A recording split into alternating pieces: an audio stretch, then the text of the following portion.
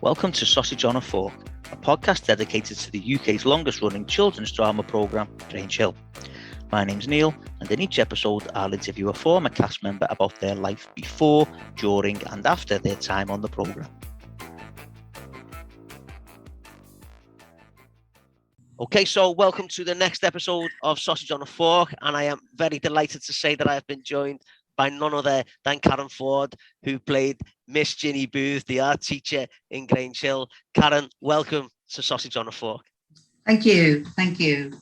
Okay, what we'll do, Karen, is we'll start the way we start every episode, and we'll just go back. And if you can just tell us how you got into acting. Oh, it's a very long time ago. Yeah, frightening. For complicated reasons, I ended up in a boarding school in my teens. And I did a lot of ballet, which I loved, but I was very late to coming into doing ballet. But then I discovered a lot of part of ballet was doing mime.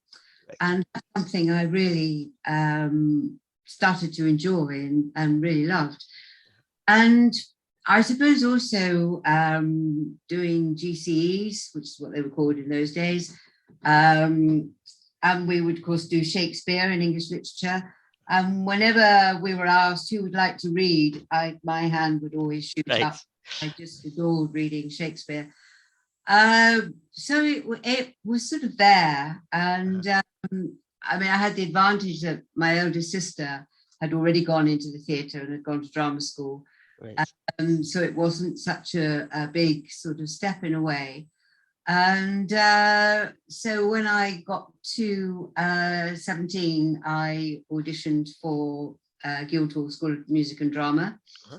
And I can still visualise the auditions even now. And was accepted and did a 2-year course, which is what they were in those days. Uh-huh. At the end of my first year, I did a summer season up in Scotland, Civic Theatre, which taught me a lot. Yeah. And I went back and did my second year. And then towards the end of our second year, the Year One Honour Theatre in Guildford was just about to open, and they wanted just a few very young actors to sort of form a core company who would sort of play the small parts and understudy and things like that. Uh-huh. And they selected 3 of us from my drama school, and that's where I really began my first job. And I was extraordinarily lucky that the second play I was doing, I played a small part in The Vortex, which is played by Noel Coward, and I was understudying the young juvenile lead, I suppose we would have called it in those days. And at the end of the first week of the run, she went down with jaundice, and so I took over at very short notice. And it was a very starry cast. I know people watching this wouldn't know the names at all anymore, but it was really quite something to sort of suddenly be playing this, really rather substantial part. Only out of drama school for a few months, and sort of went on from there, really.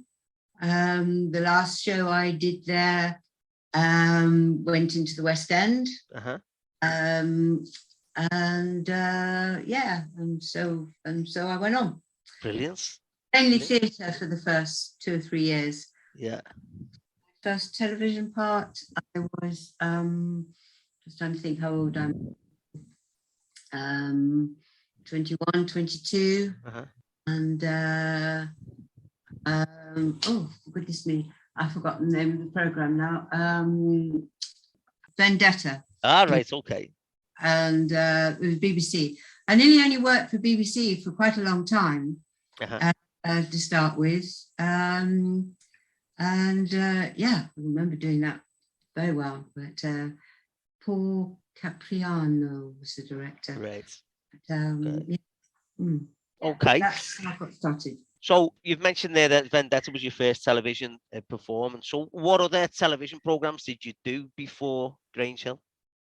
Well, I suppose the most relevant one, in a way, I did an episode of Angels. All right, yeah. And the producer of that, or the director of that, was Ben Ree, who was the producer of Grange Hill. Right. I did a couple of things for Ben. I did that. I did. I think he directed Softly, Softly. And I did a sort of drama documentary called Hijack to Mogadishu, right, which I directed, which was a reenactment of an actual hijacking, right, which was amazing. And I suppose, I mean, it's through then, because I'd worked with Ben 2 or 3 times. And then he just rang me up one day and said, how did I fancy being the art teacher in Grange Hill? Right, okay. So I didn't audition for it. I was just asked to do it. Which, brilliant. Just going back there, you've just mentioned Softly, Softly. Were you in Z Cars as well? I did do an episode of Z Cars. Right. Yeah. I can't remember a great deal about it. No, because I just think it's, obviously the two were related, weren't they? I just think it's nice that you weren't one of the main sort of characters, but you were in both programs. I just think that's nice. So you were offered the part of Ginny Booth in Grange Hill, and you started that. Well, I mean, it was on telly in '85. Where your episodes, so you would have been filming right. 84. So were you aware of Grange Hill at the time? Oh yes, right. Yes, everybody was. It was I think probably the most successful children's series there'd ever been, and anybody who had children, their children watched Grange Hill, and it was very much at that time, I think teachers would actually say, well, I better watch it, so that kids are going to be talking about or going to be up to. Yeah. Oh yeah, no, it was a big thing. Yeah. So what was it like joining the show then? It was great. I mean, it was when I first started, we used to have 2 weeks rehearsal to do 4 episodes, I think it was, and that doesn't happen anymore. We have what we call rehearse record, right. And so nobody has that rehearsal period, which is a great shame, because with all the television work I'd done up until then, I had that rehearsal period, and it meant that you got to know the entire cast, and you actually had an opportunity to really develop the characters and all of that. Whereas now, I suppose it's a little bit more sort of almost instant acting, I suppose. Right. You'll get called for your scenes, and you can be playing quite a major character and only meet 1 or 2 other people. Right. It's a shame, really, and it's also quite pressured. There's a lot more pressure on you, I think. But in those days, we'd have these wonderful 2 weeks, and the kids were amazing. They really were. They were long days when we were rehearsing out at Elstree. Well, of course, originally when the first series I did, we were still in White City. Right. But then we moved to Elstree for the second series. And those kids, they would be rehearsing much of the day, and they always had to have chaperones, and they would be doing lessons in between times. I mean, it was a hard time for them, really. It was all very well for us. We'd do our scenes and then sit around chatting or whatever. They had to be ushered into, you've got to do this, you've got to do that. Yeah. So I thought it was quite heavy going on them. Yeah. But there was a great atmosphere, and I suppose obviously, inevitably, I think perhaps, the focus was on the children, of course. It was. It had to be. It was a kids' series. Yeah. But it was great. Everybody got on really well, and it was a great buzz, and it was a great sense of belonging. really. Yeah. We all felt that.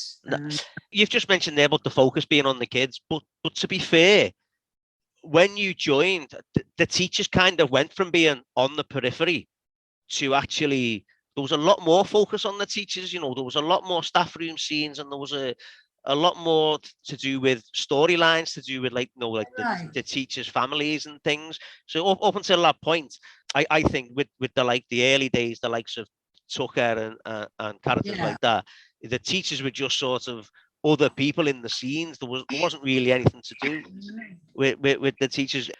But see, when the likes of yourself joined the cast, Miss Booth was very sort of, you know, she was your stereotypical art teacher in the way she dressed and things like that. And she was very sort of, you know, she was a really kind teacher and a really nice teacher. But she was really quite feisty as well. Like, she would stick up for herself, wouldn't she? You know, and she wasn't afraid to challenge authority with the senior teachers. And I always liked that about her. Like, were you anything like that yourself? Maybe. Yes, I've got myself into trouble a couple of times for sort of opening my mouth when I probably should have done. But there you go. But I mean, she was a lovely character to play, because of that, because she was very much on the side of the kids and not on the side of authority. Yeah, definitely.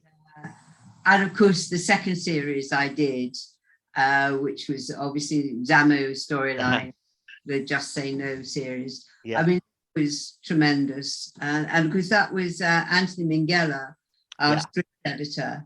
That was his last series. Right. And I think he was quite passionate about that series. I mean, obviously all the themes, I mean, the drugs, but there's also the smoking. And that was quite funny because the first series I did, series 8, I hate to say, but I was a smoker. Right. And during the gap between the two series, I decided that I really wanted to give up. I just thought, I mean, for various reasons, things had happened, and I just thought, this is crazy. What am I doing? Putting these things in my mouth, and that, you know, stand over a bonfire and suck up the smoke? No, you wouldn't. So why? My mouth. So I gave up smoking in between the two series. And then the script arrived for series 9. And the first thing I read, Miss Booth smoking. Oh, no. But it was, of course, that was the other storyline with Jonathan, that he was a smoker and I was a smoker, and I liked that relationship that I was allowed to have with the kids, which is really sort of quite different, rather than teacher and pupil. You know, definitely. I mean, and that was a great series. You've just mentioned there about Jonathan, who played Danny Kendall, and Danny Kendall was a cracking character. Yeah, because Jonathan was so good, wasn't he? He was so good, and that became quite a big storyline between yourself and Danny. And there was a lot of scenes with Miss Booth and Danny. I remember. And people always talk about the chemistry that he had with Michael Sheard, but the chemistry you had with him, for me, was just as good, because it was totally different. Yeah, it was a totally different relationship. Although he sometimes treated you the same way, he sometimes treated Miss Booth the way he would treat Mr. Bonson, where he'd just snap, he'd just have a go. But the chemistry between the two of you was really good, I thought. And I mean, you've said there you had 2 weeks to rehearse for 4 episodes, and I suppose in that time, not only do you get to develop your characters, you get to develop those sorts of relationships, don't you? And oh, absolutely, and develop scenes as well. Yeah. And I mean, I'm with nearly all the kids. I remember getting on incredibly well with them all, and very much on a par. It was in the rehearsal room, in the studio. It wasn't, you know, we're the grown-ups, you're the children. And particularly, I think, because a lot of them who started at the same time as me, and watching them develop. Yeah. And we went through, I mean, I did 7 years of it. And by the time they got to the 6th and 7th year, and seeing these really, really good young actors, and I was very proud of them. I thought they were amazing kids. Yeah. Well, they're not kids now. We're all parents with their kids grown up. I mean, yeah. Brilliant. Though there was something I just wanted to ask you. It was just in the series before, just saying, so it was going back to your first series, there was the French exchange. And I learned in the last episode from Erkin that your nephew was in that. Dorian Ford, that's Yeah. right. Yeah. He was playing a French student. Yeah. What was that? What was it like working with him? I didn't think I had very much. God, it's terrible. I can't. There was one scene. There was one scene.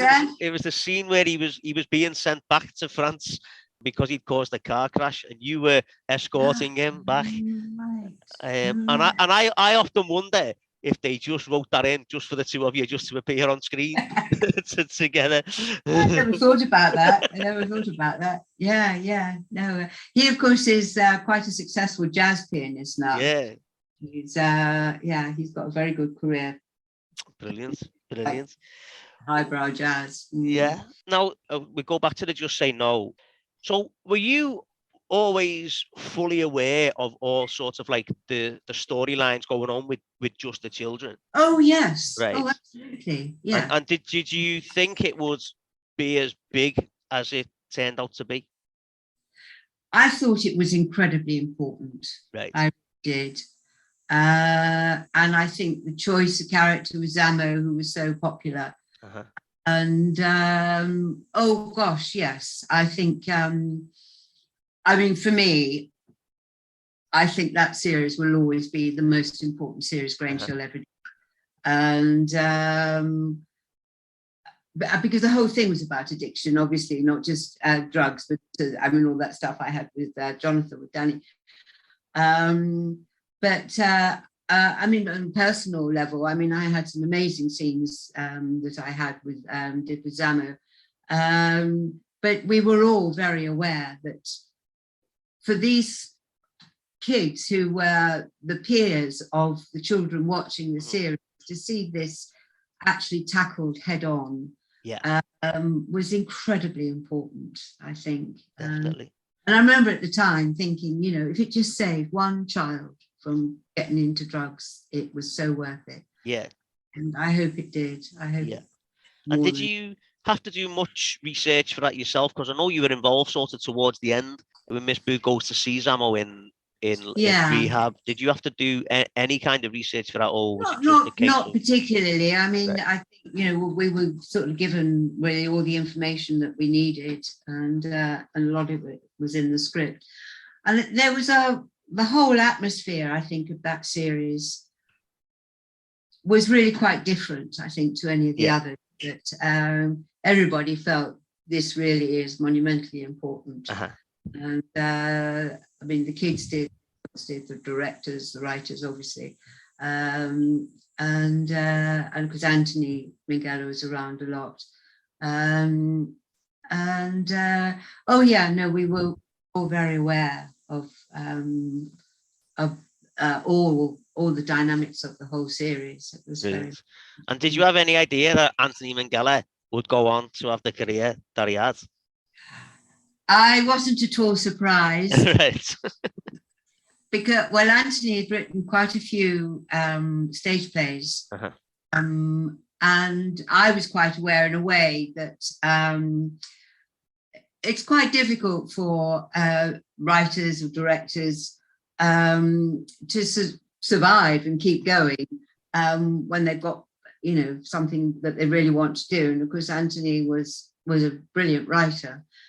So a lot of his plays went out small scale touring, and I saw quite a lot of them. And I knew, you know, that he was a hugely talented man. And of course, I think it was it the first year we were out at Elstree? I think it was after that series, Right. series 9, and because I met my husband out at Elstree, who was a writer on this. And one of our first dates was going to see one of Anthony's plays in the West End, a play called Made in Bangkok, right, which is a brilliant play. So I think we all knew that Anthony was heading for, heady heights. right. Okay. So tragic that he died so young. Yeah, it is definitely. Yeah. Tragic. Was there anyone that you really enjoyed working with on the show? Oh God, that's If you thought if you knew you had scenes coming up with someone or anything like that. I think nearly. It's quite difficult because I think you always sort of look at it sort of fairly subjectively. Is it a good scene for me? Yeah, right. So it's sort of quite hard to. So I mean, series 9. I mean, I had some very meaty scenes to do, and of course, most of those really were with Zamo or Danny. So yeah, I mean, I loved working with them, but no, all of them. And oh God, and I mean, this is because now I can't remember all their names, which is dreadful. Like I always say, I know how long ago it was. I won't say exactly how long, but I know how long ago it was. So I'm very aware of how long ago it was. I struggle to remember what I was doing yesterday sometimes. So don't worry about it. Okay, we'll just move on then. So from the next series then, which was series 10, 1987, and again, a lot of your scenes were with Jonathan. Yeah. And there's a great scene, I think, where Miss Booth takes Danny to a community centre and he can paint a mural on the wall for it. And he gives all these ideas, and then in true Danny Kendall fashion, he just turns around and goes, "I'm not doing it." He suggests painting it to make it look like White Hart Lane, but then just turns around, "I'm not doing it. I'm not going to do it. Stop trying to get me involved in your projects and things like that." And then, like I say, Jonathan played that part really well. Danny was like the kind of anti-hero, I suppose, and he said and did a lot of things that a lot of kids wanted to do, but couldn't. There's quite a touching scene where you find out why kind of he's the way he is. It turns out that there was a twin. He was born a twin, but the other one had died, and he blamed himself for it. And then you start thinking, okay, maybe I can see why he's the way he is a lot of the time. And then he starts becoming ill, and then and again, a lot of the teachers are going, "Is it drugs again?" And which it turns out it wasn't, and he was ill. And that it takes a much darker turn in the next series. But in series 10, there was the barge trip. Now, the barge trip is a favourite amongst Grange Hill fans. Massively favourite. A couple of episodes there. What was it like for you as an adult on that one? Brilliant. I think we had such fun because we filmed on the Isle of Wight. And we also filmed on the Grand Union Canal outside Coventry, and there were narrowboats, and it was great. I actually got to drive a narrowboat. Difficult to steer because it's the exact opposite to the way you think it's going to happen. But I just thought, and ever since then, I thought I'd really love to have a holiday on a narrowboat, and I still haven't done it. The pace of life, everything is so slow, and we had a wonderful time. And I remember down in the Isle of Wight, we had amazing weather, sort of like it is now. And it was like being on holiday. It was fantastic. I suppose as well, you're not in the confines of the studio as well, so that makes it different. That's what the people who've been on have said. Being on location was great. I work in a primary school. I love going on the residential trips because, again, we're not confined to the schools, and I think it's that sort of the same sort of thing. Kids always loved going on residential trips because you're not confined to the school. And also in that series, we see another child that Miss Booth has to comfort and give a shoulder to cry on with Faye Lucas. when she's selling the jewellery and Mr. King turns up. Oh, she was amazing, that girl. Alison, so good, so good. She really was. Sometimes it was Miss Booth, putting herself in that position to be the one to comfort the kids. But quite often, because of the way she was, the kids would go looking for Miss Booth as well. And I just think that's a nice character to have. And I do think she's the type of teacher the kids wanted to have. Yeah. Definitely. Definitely. Oh, absolutely. Definitely. It's I enjoyed playing her. I think it was a gift, really, because, as you say, she was always on the side of the kids and felt comfortable being able to talk to her. And I remember, was it with Faye? Can't remember. I remember seeing sitting on steps. That's talking. With Faye, yeah. Yeah. With Faye. It was. It was a real privilege, actually, to be able to have those sort of scenes and conversations.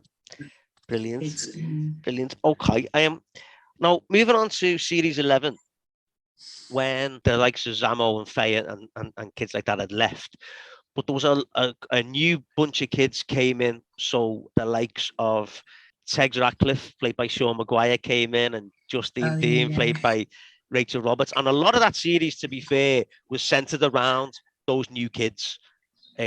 More so than the teachers. Did you have any idea that Sean Maguire would have the career that he's had? I think I wasn't surprised, actually. Sean was great. I mean, he would really get himself out there, and even when you watch those episodes and you see him, and he's brilliant. He is brilliant, and he plays that part so well. And again, another thing we see in that series again is another pupil needing comfort is Helen. When Helen gets the tattoo, Helen Kelly gets a tattoo. It was done as a dare, but again, it was Miss Booth was the one looking after her, and she was worried about getting, because it was right in the middle of the 80s. So obviously things like AIDS, the concerns over AIDS and HIV were rife. And again, just for the kids program to be covering that topic is unbelievable. Now, as I say, series 11 was more to do with the new kids, more so than anything. And so we move on again to series 12, which it was when Danny Kendall and Mr. Bronson's feud sort of reaches breaking point. And Miss Booth, being the way she was, raised concerns over the treatment of Danny Kendall from Mr. Bronson. Oh gosh, yes. The viewer can see it. The viewer can see that he is just hounding him. Mrs. McCluskey, on the other hand, couldn't see it. And then Miss Booth wanting them to get involved with the designer mosaic competition, which he does. Yeah. But there was another thing, just before we go back to Danny Kendall, there was another thing Miss Booth did. She offered self-defense classes, which to me, it just seems strange when she'd always tried to get away from all the physical activity. Every time any kind of physical activity was offered for the staff, she always tried to get away from it. I know there was other things she did later on, but it just seemed a bit strange. What was the series when we were all doing? Was it? I don't know. We were in a stadium and all running and all. That was series 9. That was the end of the Just Say No series, and you were dressed as a Native American. Yeah, I remember that. Was that your choice?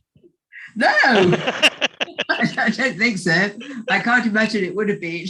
So, oh dear, no. Right, okay. You remember that? Okay. So we'll move back then to series 12, because obviously Danny went missing, and then he was found in Mr. Bronson's car, and we saw another side then to Miss Booth, because obviously she was devastated when Danny died, and she outright blamed Mr. Bronson for that. When you're given scenes like that, what's it like? Well, you get so involved with the story, and you just immerse yourself in it. really. And I mean, it's what we do as actors, isn't it? That it becomes all consuming. It's you care about it, and you just work hard to make it, for it to feel as real as possible, for it to come across as real as possible. I asked that question because when Danny's memorial scene was filmed, I know that a lot of the people in that scene had the giggles that day. Did they? Yeah, and I wasn't sure if you were aware of it, and it was all George Wilson's fault. Yes, it would have been. That rings true. He said that in the rehearsal when Danny's mum was introduced, he just said, "Okay, Mrs. K," but he said it in a daft way, and in the rehearsal everyone was laughing. He said, so when it came to the scene, everyone was just remembering it, and when the camera pans across everyone, you can see people like trying to, like, they're either looking down at the floor or they're looking away from the camera, do anything they can just to make sure that the smirks on the camera. I don't remember that at all. Yeah, you must have been too professional an actor to have been involved in. You mentioned earlier on about going to the Isle of Wight, because that was in that series as well, and where poor Trevor Cleaver got drunk. Yes. and had to be rescued, and I know Miss Booth had to chastise some of the kids for hiding the fact that he was drunk before he got washed away out to sea. It was great fun. It was great, And in that series, we saw a prom, which at the time, a prom wasn't the type of thing that we had over here. It was we had leavers discos. That's right. Yes. Grange Hill being ahead of its time there. Yeah, everybody has proms now. That's American. So I've forgotten that. But it was, again, like as you just said there, it's American. That was very much the attitude in the program, wasn't it? It was very much that attitude. And to be honest, it's still my attitude towards it now. Yes, absolutely. Yeah. It does seem crazy, doesn't it? All that money people spend on. But what I will say is Miss Booth didn't buy into any of it, and she just went in her normal clothes. Quite right. I fully agree with you.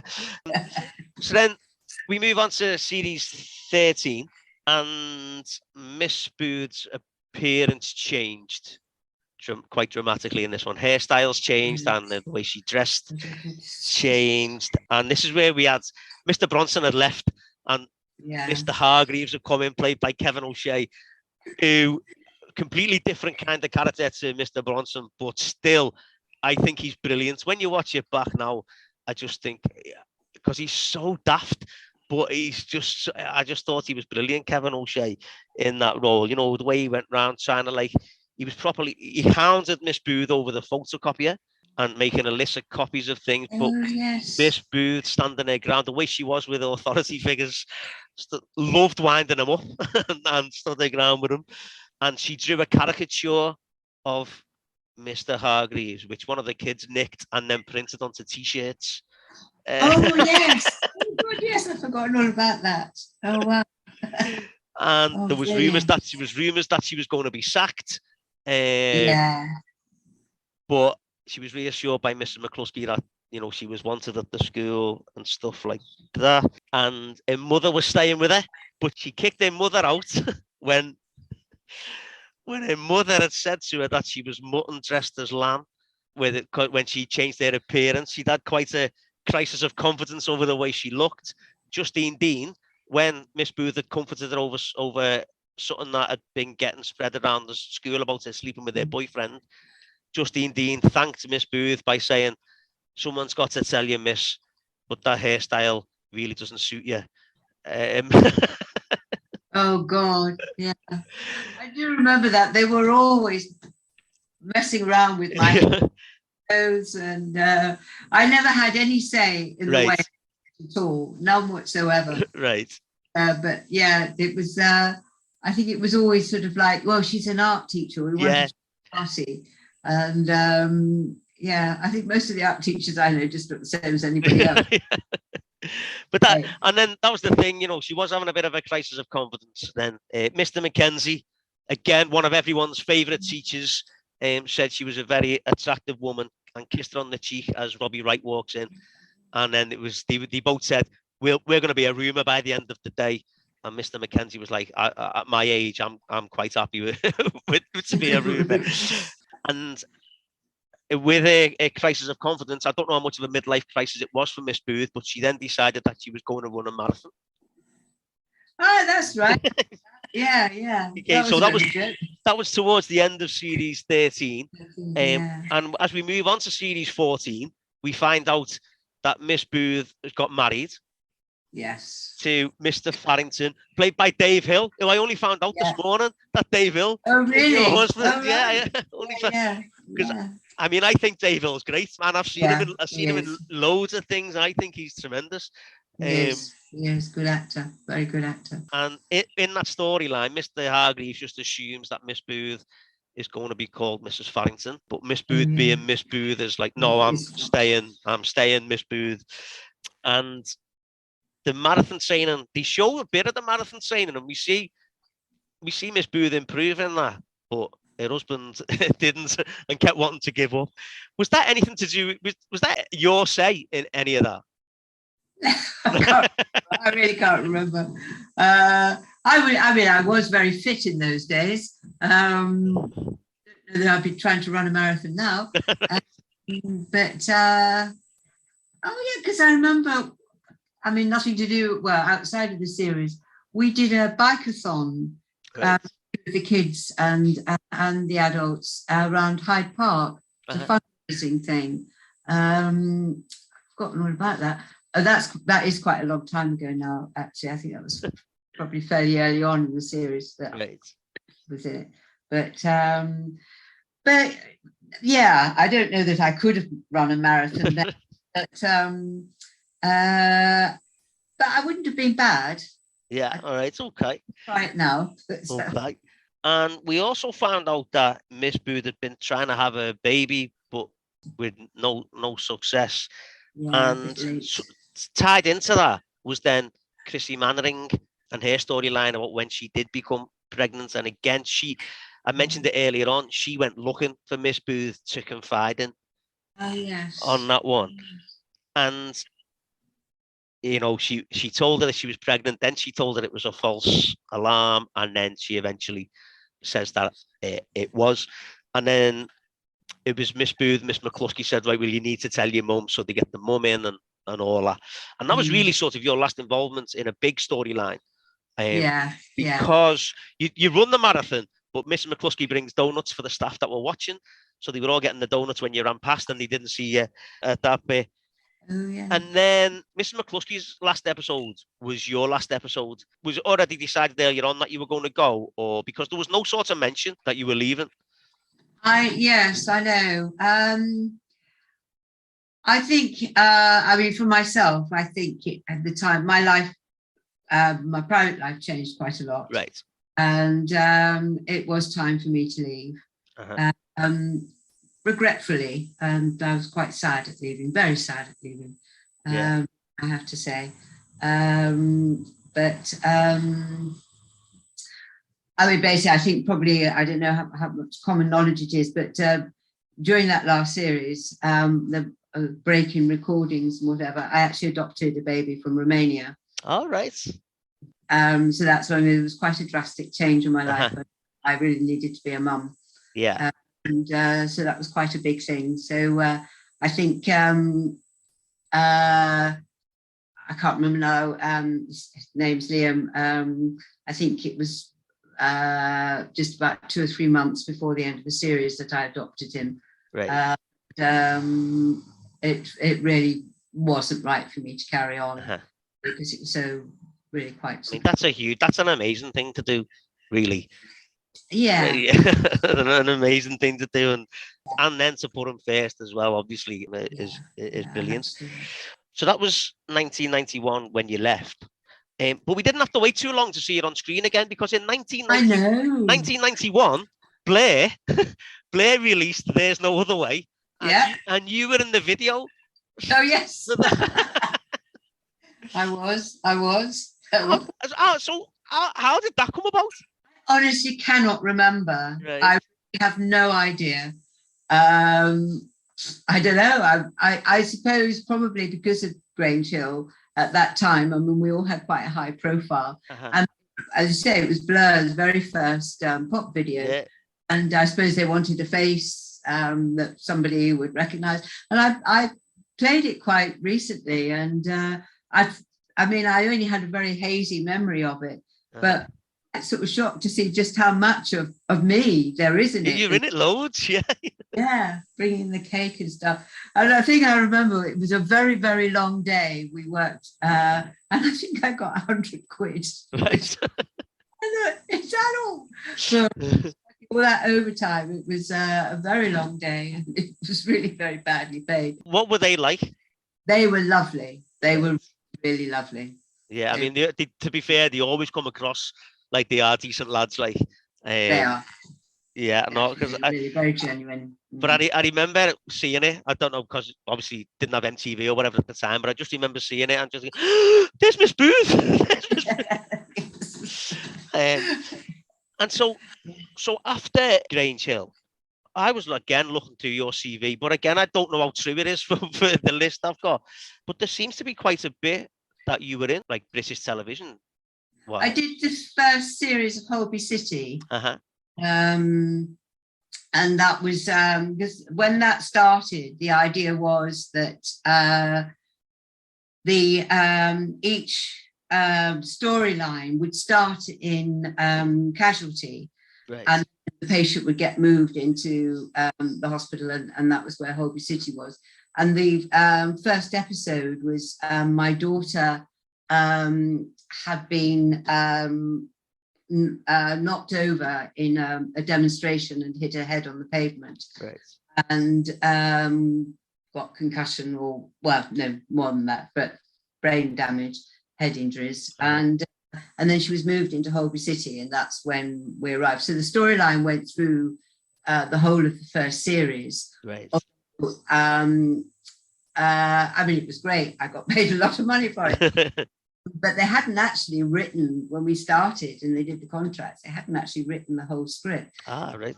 Overall, I was in 3 episodes, and the last episode was really just us in the room, and because miraculously she survives, the child survives. But yeah, that was quite a nice thing. Yeah. So what other things have you been in then?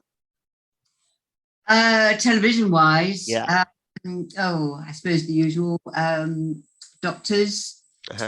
I did an episode of Coronation Street. Only because I don't want to read things off my list because I have a feeling they're all going to be wrong. So have a go. Have a go. The Bill. Oh yeah, I did an episode of Bill. Chuckle Vision. Oh yes. Fun. That was great fun. What were they like? Oh, they always appeared that they were genuinely like they were like the characters. Yeah, they were. But yeah, we filmed in a big manor house somewhere. I can't remember now where it was, north of England somewhere. And yeah, it was all a spoof murder mystery. Right. And it was, I played all these different characters, and it was different wigs and stuff. It was a hoot. It was great fun. Peak Practice. Yes. I remember a great deal about that. I don't think it was very sort of significant in my life. Emmerdale. Yes, I've done a few episodes of Emmerdale. Not the same character. Right. Yeah. One of them, I was a head teacher. Oh, right. Oh gosh, I'm trying to remember now. I think I've done 3. I can't remember what was one. I was selling wedding dresses. I can't remember what the other one. So that's like quite, high profile British television programs you've been on there. I'm including Chuckle Vision in high profile as well, by the way. So as well as TV, did you continue to act on stage then? Oh, I did a lot more on stage than I did on television. A lot more. And I suppose just trying to think.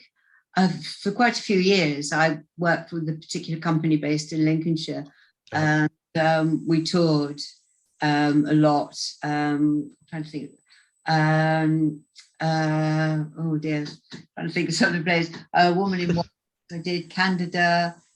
I did a play with Colin Baker, who was one of the Doctor Who's. Yeah. Another Christmas Carol. Oh, I don't know. I did a lot of things with them, which was great. So, but by then my son was sort of a bit that older, so that was fine for me. Brilliant. And so, do you still act now? I do. I was involved with a play reading recently for quite an important person. Okay.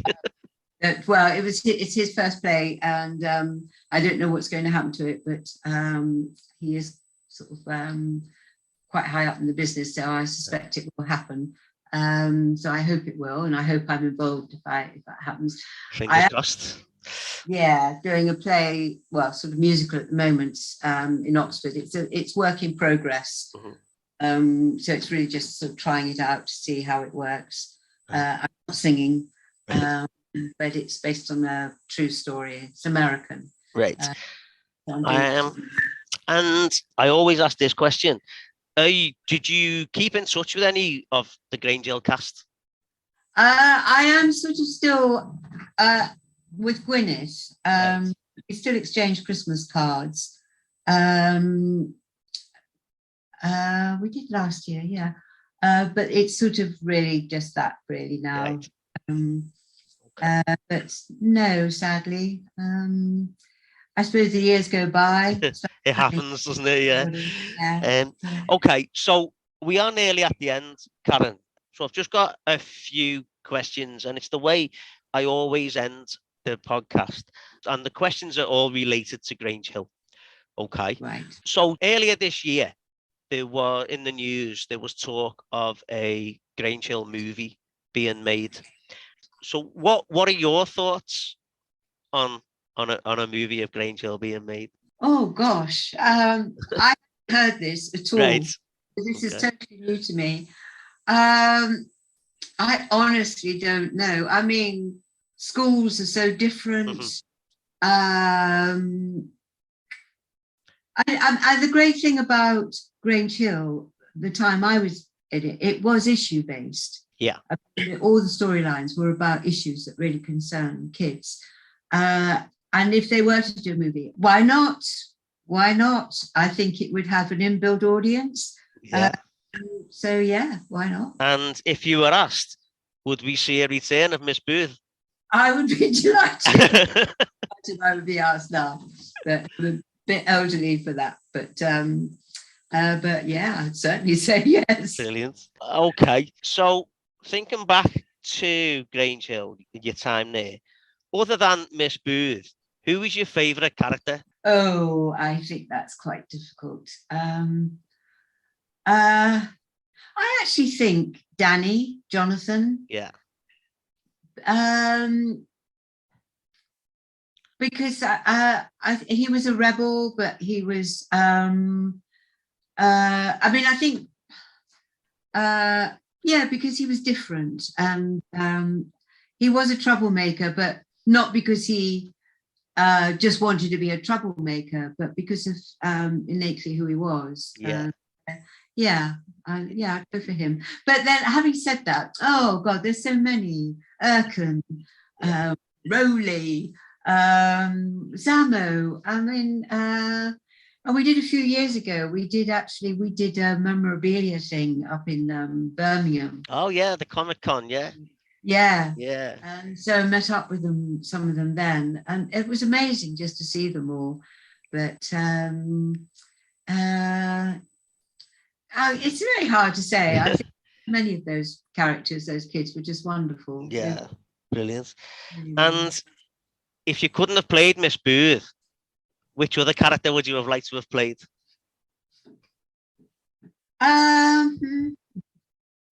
Ooh. I think I would stick with Miss Booth. It's okay. Yeah, if that's all right. No, I guess I like the fact that she was different. That she was the character the kids could come and talk to, and I think I had some really great scenes with some of the kids. I think that, and I wouldn't have missed on that. Okay, and so then my final question: why do you think there's still such affection for Grange Hill? I think you're the one to answer that, Neil. Gosh, I don't know of any other series that actually tackled what it was like for teenage kids at school, and all the issues that they have to deal with. I mean, I know there's been Biker Grove, and there has been other series, but I don't know. I think it was very real. Yeah. And very realistic, and I think kids could really identify with it, and I think kids felt it was for them. Yeah, definitely. And it wasn't sort of grown-ups telling them how to live or what to be or whatever. I think it was a great series, really, really do, for kids. Brilliant. I'm very proud to be part of it. Oh, well, Karen, thank you so much for coming on and sharing your experiences of your time. Thank you for reminding me of so many things that I had completely forgotten about. I really appreciate that. It's wonderful. Oh no, you're very, very welcome. Very, very welcome. So so as I say, thank you for coming on and giving us your thoughts and your views on Grange Hill. And for anyone that's listening, I'll speak to you next time. Cheers. Take care. Bye bye. Great. Thanks. Bye.